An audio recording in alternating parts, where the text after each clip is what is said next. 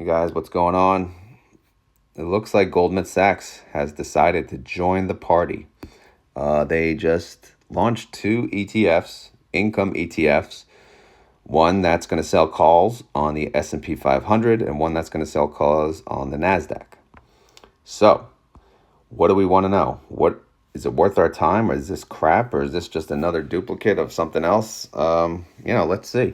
There could be people that just like Goldman Sachs in general and would rather trust them than others, which is fine. But one of the funds, GPIX, this is the one that basically it's going to sell calls on the S&P 500.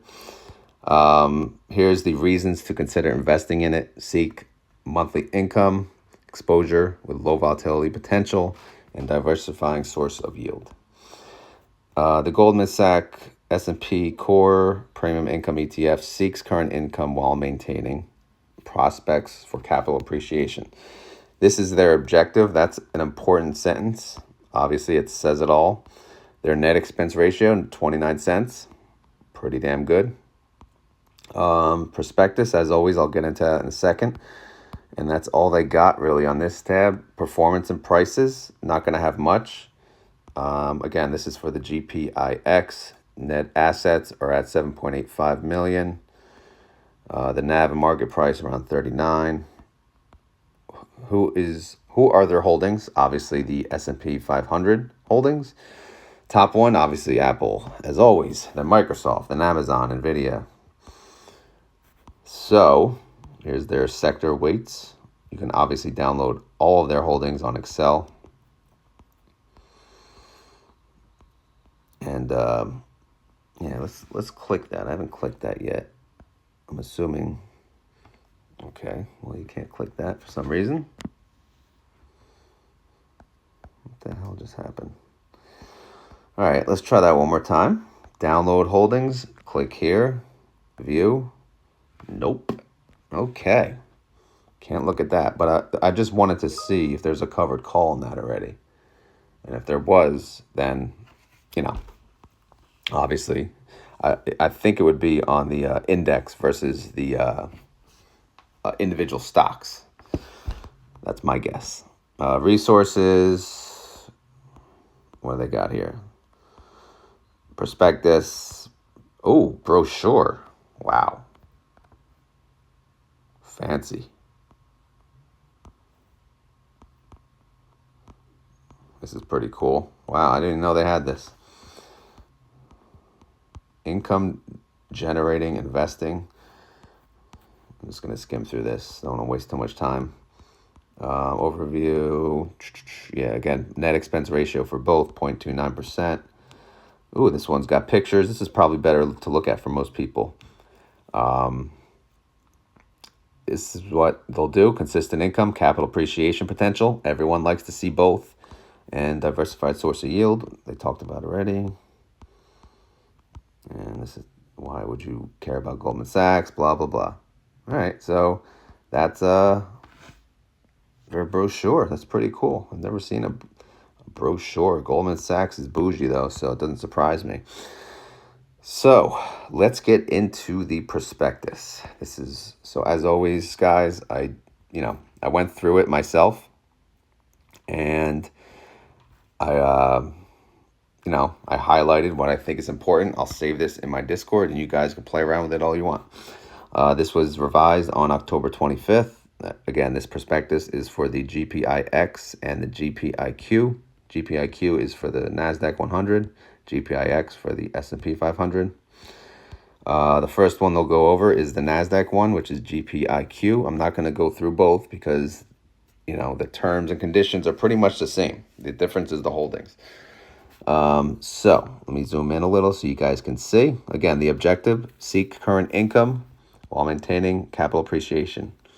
So I know a lot of people with a less risk tolerance will like this one. The investment advisor has agreed to waive its management fee in order to achieve an effective net management fee rate of 0.29%.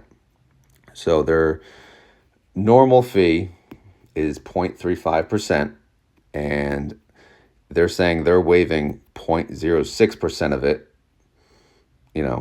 for whatever reason, and it's waived until December 2024. Okay, it's pretty cool, but I think it's probably just for show too. Who the hell knows? But anyway, bottom line is the fee is 0.29%. Very, very good. Investment strategies. The fund invests under normal circumstances at least 80% of its net assets plus any borrowing for investment purposes. The fund seeks to achieve its objective by investing primarily in a portfolio of stocks comprised significantly of those included in the fund's benchmark and selling call options with exposure to the benchmark. Again, as you saw in the holdings, they're owning the individual holdings, but I believe they're going to sell the call options on the benchmark, like on the actual index. And that's similar to, who the hell was doing that? Well, I know QQQY and JEPI, they sell puts on the index, but you get the gist. Some things I highlighted: it may not be possible or practical to purchase all the securities in the benchmark in the approximate benchmark weight. Okay, so they're not going to match 1-to-1 S&P 500. That just covers their ass. The fund may also invest in pooled investment vehicles, including exchange-traded ETFs and unit investment trusts for cash management purposes. Okay, I don't know exactly what that means, what they're going to invest in, but time will tell. The fund's benchmark index, obviously, NASDAQ 100. And here's what the fund does. It sells, aka writes, call options on a varying percentage of the market value of the equity investments in the futures portfolio. Just so you guys know, they did not specify how much they will go out of the money. So I looked twice. I can't find it. So it just says basically they sell calls. I don't like that. Under normal circumstances, it did say they want a capital appreciation, so I'm assuming they'll sell further out of the money. Under normal circumstances, it will sell call options in the amount that is between 25 and 75% of the value of the equity investments in the fund's portfolio. An amount that is between, again, this is this maybe this is covering it. Let me read the wording again. Under normal circumstances, it will sell call options in an amount that is between 25 and 75% of the value of the equity. Again, that's not as clear to me. If that's, they're talking about their strike price, but maybe it is, maybe it isn't. I don't know. Again, I'll have to look into that. The fund is actively managed ETF, which means obviously they want more money, and they're going to touch it daily. The fund may invest in the flexible options exchange, the flex options. This means they just have more, customizations, right? They have more, they can't be assigned early, things like that on their options. Additional sources of distributions may include, but are not limited to, income received from investments that provide exposure to equity securities of companies that pay dividends. So we will also get dividends from the holdings, like you saw Apple, Microsoft, right? We'll also get the dividends because we're actually holding those as well. So we'll get the premium income from the calls on the NASDAQ, or not the NASDAQ or the S&P indexes, and then we'll get the dividends from the funds. Pretty cool. It's kind of like HCAL, I believe it's like that. During periods in which the equity markets are generally unchanged or falling, or in a modestly rising market where the income from premium exceeds the aggregate appreciation of the underlying index over its exercise price, a portfolio receiving premiums from a call options writing strategy may outperform the same portfolio without such option strategy. However, in rising markets where the aggregate appreciation of the underlying index over its exercise price exceeds the income from premiums, a portfolio with a call writing strategy could underperform the same portfolio without the options. They're basically saying in a bull market, this fund could underperform, but in a flat or slowly rising or slowly down market, they could outperform. So just covering their ass, talking about the risks.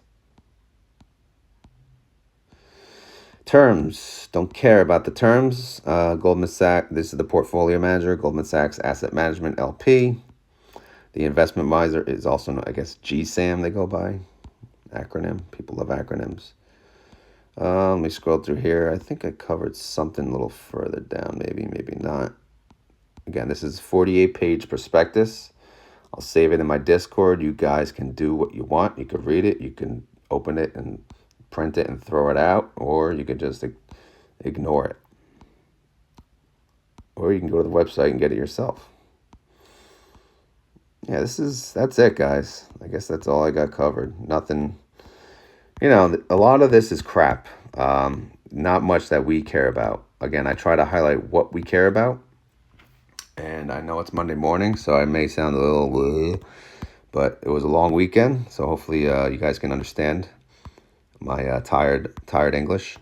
And as always, this is not financial advice. I'm not a financial advisor. This video is for fun and entertainment. My thoughts on these funds is that I am keeping an eye on this for sure. They both look pretty good. They look like SPY kind of, I guess. But I don't know. I don't know if they'll have the same yield as SPY. I would expect their yield to be in the QQQY range, in the 12%, 10 to 12%, but we'll see. Looks like a good fund, another one to keep eye on. I mean, we have a lot of options. This is great. This is always good news.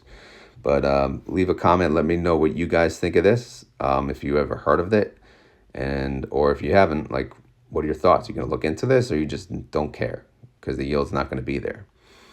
I mean, who knows what the yield is? I don't know, but time will tell. Yeah, that's it. Again, if you like this video, click like. I'll continue to make more videos and review these funds. There's another YieldMax direct competitor that came out, so stay tuned. I'll do a video on them very soon. But this looks like a SPY, QQQY, HCOW competitor, right? So safer. This is safer in quotes than YieldMax. But that's all I got for today. Have a great day. Later.